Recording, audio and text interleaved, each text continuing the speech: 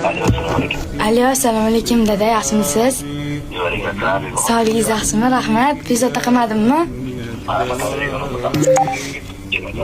Ha, dada. Qayerda edingiz? Ana oldida odam bo'lsa, hamma bo'lsa dinamikka qo'ying. Bumlar ham bormi? Dada. Ikkinchi marta Qur'on tojiz muborak bo'lsin. İkinci marta Qur'on tojiz muborak bo'lsin. Maşallah, rahmat, Allah razı olsun. Ziyorat bo'lsin, Alloh qabul qilsin.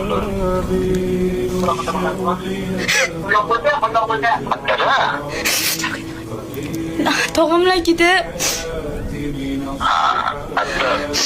Qayerda topshirdik, bu so'rayaptilar. Madinada.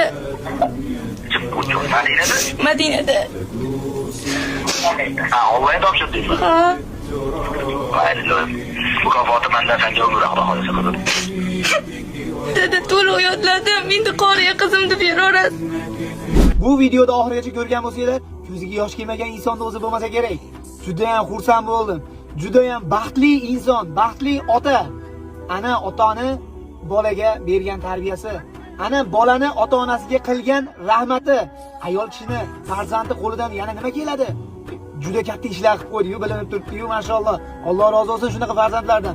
Bu videoga bitta like bosib, komment izohlarda qoldirib, Xudo xolasa niyat qilib ota-onamga toj kiydiraman degan farzandlarga bu videoni yuborib qo'yamiz.